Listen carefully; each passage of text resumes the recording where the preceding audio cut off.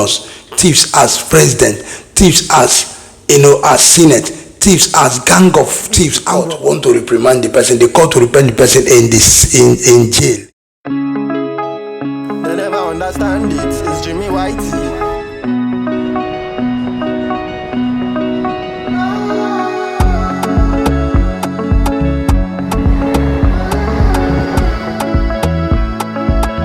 Good day to everyone. Welcome to Jimmy White TV podcast. Yes, see, it's a lovely day, and this very place is towards Stratford.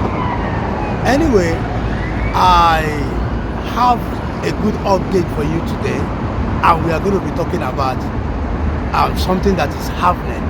And that thing that is happening it's not something that I would say that everybody needs to hear. Because it's so sad to hear this kind of a thing, if I'll put it that way. So what I'm saying in this sense is that I need you to watch this video.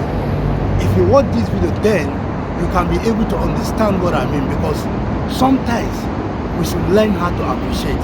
But I will come back after this video. I will see you after this video. Shogunle is senseless, I would say. An average person knows that if you go to a police cell, with anything, they will take an inventory of everything you have. So let him show the world where there's a bandage in the inventory. They took the bag, took it apart. In fact, they checked my bag 3 different times. Does it look like somebody brutalized? How did he get an access to a bandage in the custody? He came with a bag. The only reason your interview was obstructed and abruptly brought to an end in there was because he came with a bag. The bag contains his toothpaste, his soap, and different things. With the drama in there. They asked you guys to go out and you all went out.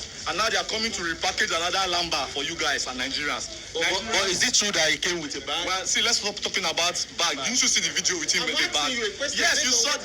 Why are you asking me what is already evident out there? There's a bag. You saw him in a video, came to the FID invitation with a bag. And you're asking me if he came with a bag. What we should be talking about is a country that works for all of us. I was invited to come for an interview with the police over what they claim were allegations spelled out in some petitions against me. So I responded that they should send those petitions to me so that we can prepare to address them. And then when I look at the invitation, it was a load of rubbish. So I wrote them a response that since their petition did not include any specific crime known to law, and the specific regulation under which I was invited doesn't exist, they should write me properly. And they did. Said we should come on Tuesday. So I went on Tuesday, as you can see, prepared. When we got there, they brought out the petition. They were both written by the office of the IGP, the admin section. One of them alleged that I forged a police wireless document, and the second was written by the PSO3 to the IG, accusing me of cybercrime, cyber stalking.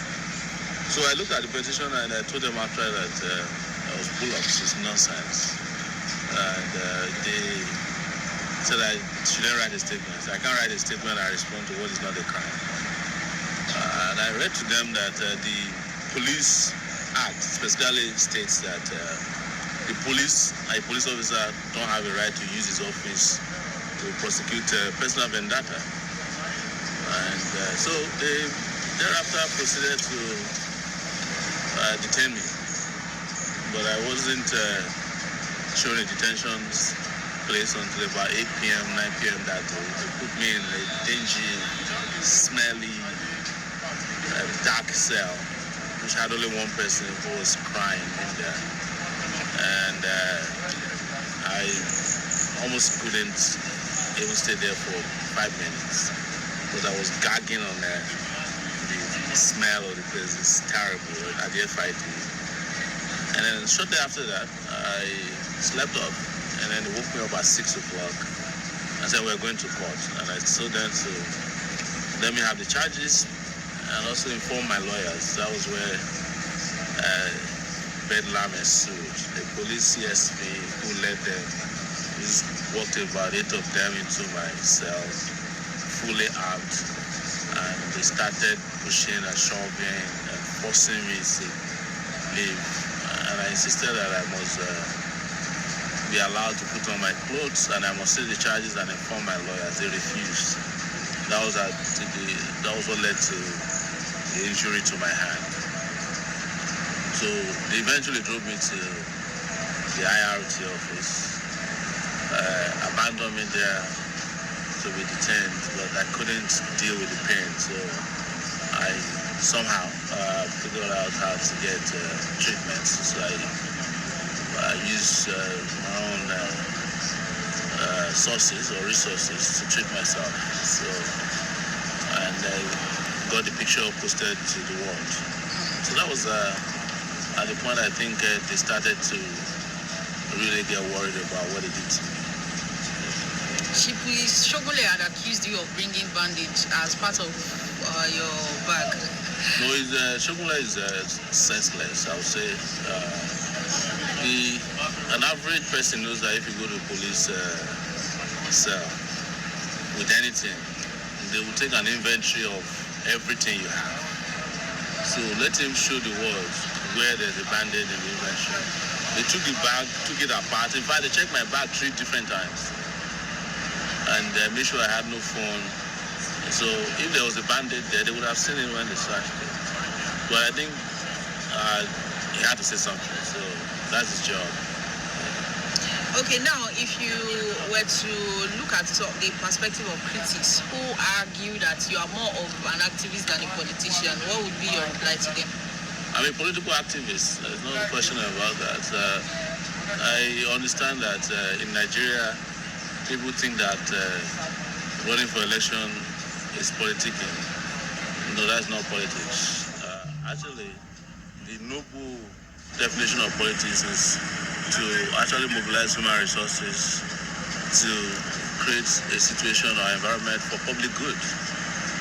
But when they call a person a politician in Nigeria, he's the direct opposite of that. So that's why I don't argue with people when they say I don't want to be called a politician. But yes, I've been politically involved in Nigeria since my university days. And there is no political event that has happened or transition has happened in Nigeria that I've not been involved since I left the university. I was part of the June 12th struggle. I was part of the end of military rule in 1999. I was part of the transition from the first civilian rule after 1999 in 2007. I was one of the people who fought against Totam. So I was one of the people who fought against Yard and helped Jonathan to become president. I was one of the people who fought against corruption. My entire life, there's no transition either from military to civilian rule, from civilian to civilian handover. Then from one party to another party handover. I've been part of it. And then came to head in 2018 when I did establish our own political party, the revolutionary party known as the African Action Congress. So everything about that is political. So if elected president, how would you ensure that the police never treats anyone the way you've been treated in the past and even just recently? I don't want to be using the word. I always use the word when, because it's a matter of time. Is that in the first place, I will be very clear to whomever I appoint as the Inspector General of Police that if I hear of torture, he's personally responsible for it. But not only that the Ministry of Justice aggressively prosecutes police misconduct. Every police station, when I'm president, will have a civil rights department that is different from the police station itself. They will have no connection. Where, as you are coming in, your offense is reported to a different body within the police station. And it's transmitted to the Ministry of Justice. So anybody who is in detention must have a record of that. So that no policeman will detain somebody just because he wants to detain the person. Every police officer also, we have a body camera. So, for instance, all those policemen who came to my cell, we would not be having this conversation if they had body cam. They probably wouldn't have done that if they knew that the body cam will expose their torture and cruelty to the world. So technology is going to be a key part of my own policing policy. So it will not leave a police officer to do what he likes. It will leave the state to control what the police officer is doing, but ensure that there's a separate digital accountability process for policing. And there will be a central recording of the moment you are detained in Nigeria, the police headquarters and the Ministry of Justice must be notified immediately of why you are detained. And if they determine right there that the offense does not require detention, they will call the police station wherever they may be to release the person. But don't forget that I'm also a supporter of regional, states, and local policing. But I will support it to the point that there's also oversight. So there will be collaboration. I won't just say because you have a state police, you go and detain somebody, the federal government is not aware. No, you then leave them to do what the old policing is doing. So it's a function of how to ensure that the policing activity is done transparently, openly, and digitally monitored as the president of the country. And you know, for someone who has gone through this is probably the 20th time in my lifetime that the police has unlawfully detained me, rough-handled me. I've been shot at, they broke my nose. This time they broke my hand. I don't know what they're going to do next. And this started from my university. You guys have seen that video and see how Sowore has, brought down CP Shogunle. Is it Commissioner of Police Shogunle? Is it Shogunle? Yeah, done. Brought him down. Tell him that, listen, I've been in this game before you. I don't know why police officers are now, I don't understand, are now even doing much. That is, I don't understand, overriding a lot of things, even the officers, putting eye. Because, no, I don't blame them now. I don't blame them. It's the president and the rest of people that are causing it. As even they are not bringing them into the looting aspect when they are using all the body of the government department. They use the military, they use the police, they use every single body to loot. They use bank, they use a lot of any possible place they see where they can store the money. Even banks, they use them, store money, and bank will keep it for them. You can't imagine. So why would he not come out and just tell lies? Where is in the place that police officers have the right to detain anybody or prosecute somebody? It is not. But police officer does not prosecute. They only, okay, let me say, okay now, if they catch you on a crime, that there was a call in diaspora, they catch you on a crime, they will take you, they can't keep you for 24 hours. They need to prosecute you. They need to charge you to court. They catch you, they charge you to court. Even if somebody kills somebody here, they will make sure you don't go anywhere. They will take your passport, make sure they watch you. They take you to court. And the judge is the one who has the right to tell them to reprimand you or monitor you to make sure you come to court for court proceeding.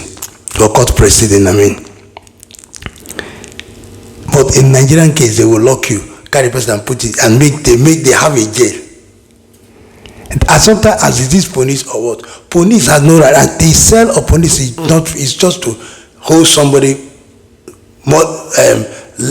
not more than 24 hours. That is the cell. But some people have been there 3-4 days. And one day I went to this, I asked somebody that was there for long, I said, is this right? Is it a jail? Is this a jail? I don't understand.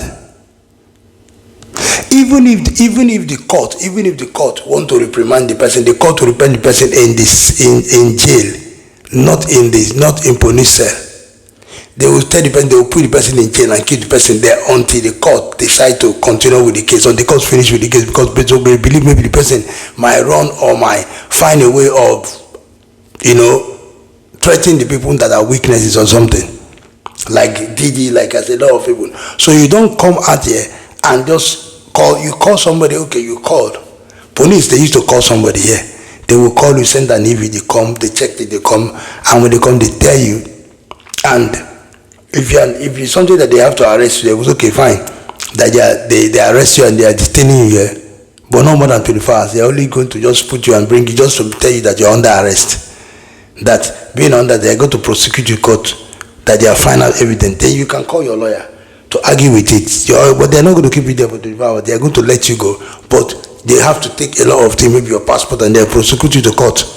Then court has the right to reprimand you, or court will say, okay, let them leave you, that the cause is not something that it depends. It's the judge. And not to reprimand the person reprimand the person in police, in jail. But in this case, you went, you reprimand him, you apprehend him, like kidnap him, you broke his hand, you throw him in a cell, in a jail, in a one gallows, like very dirty, look at it, and somebody is there too, who did not even know what that person have done. A lot of people who are in jail, in cell, they did not do nothing. A lot of people that they don't do some nothing. They use them to exchange a lot of things. We have bad government in Nigeria. We have bad, and they have to go. Yeah, they need to go by force, by fire. We can't be robbed. You know, we have thieves as governors, thieves as president, thieves as as senate, thieves as gang of thieves, armed robbers. The main armed robber kidnappers that you see today, the main kidnapper are in those senior officers. Nigeria need to stand up. Nigeria need to come out for revolution. Nigeria need to come out. That's the only way this people will go. Nigeria need to chase these people by force, by fire. They are all in all the houses. Armed robbers, criminals, thieves, spoilers of country, haters of country, racism, country haters. These are these people. Bad people, bad from bad family, from bad people. How can somebody stay? His country does not interest him to do well. You can't imagine. So what are you sitting there for now? You are sitting in a country that you do not love. Get out from the country and get out and go. Get out. All of you should get out. Find other country and go. Oh, it's not people like you that used to renounce Nigeria. Renounce it and get out. All of you should get out and go, man. You will just sit there. You make order just because of he has been saying. Are you not over Mr. IG Inspector of Police? Inspector IG, are you not supposed to be off that place? You are not supposed to be there. You have overstayed the time of services. Definitely you're supposed to go out for somebody else. Yeah. You need to go for other people to take over. And not only that, I think I've said it several times that a lot of uniform, both police and all those civilian, this thing, paramilitary and everything, but this thing, they need to reform every single uniform in Nigeria. It need to go for reforming. I'm telling you, and that is why we need the president that will make sure, like this over there that is saying that. You see what I'm saying? In the police, they have the civil defense, the one that will make sure that if you are being this, that's another different. That if you come, they want to know what happened to you. They have to know. Yeah, why police is arresting you, and you need to stay there. Make sure you don't stay there for more than 24 hours.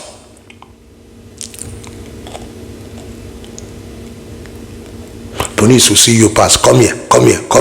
Where's your ID? Boom. The next thing inside the bus. The next thing they'll start telling you, give 300,000, and if you don't, they will now hide a gun. Write something and say they coach as a criminal. They say you see yourself in Kirikiri just because you have that 300,000. They'll throw the person to before you know the way they do it, you won't believe it. They put the guy among the criminals. Oh, yeah. Is that a good thing? I am saying that Sowore should go and do. Sowore should please sue them. They should be sued. They should be sued. All of them, they be sued. That have committed, all of them, both them, all of them have to come out. They are all shameless. Somebody that came out to fight, because the senior officer know that he's fighting for the retired people to get. They know that they have sold. They don't know how to bring that money. They have sit on the money. They have eaten the money. They don't know how to do. They know that definitely that there will be investigation. There will be things. And that's why they don't want any other. That's why they want Tinubu to come, because Tinubu will cover their ass for them. But how long? If Tinubu cannot rule again, that one is sure. I've said it that all these old people that have come to president should not come back here again. We need fresh people. We need people like Sowore. We need people like Peter Obi. We need people like this thing to sit as a president for us and rule the country and make it better. Not these ones. I think I've said enough. I don't want this thing to stay long. But all I'm saying is that it is time that these people, they need to revise themselves. Police need to reform. Every single uniform need to be reformed. And in 2027, whether they like it or not, they like it or not, we will have our vote must count. We must have the best president, the best governors, the best people that will rule. And all these japajantes, all these criminals, thieves, lookers of their own pocket, not concerning, they don't care, they care less of the things of Nigeria. Please pack yourself wherever you pack yourself. You're about to move because your game is up. You see, your game is up for this 2025.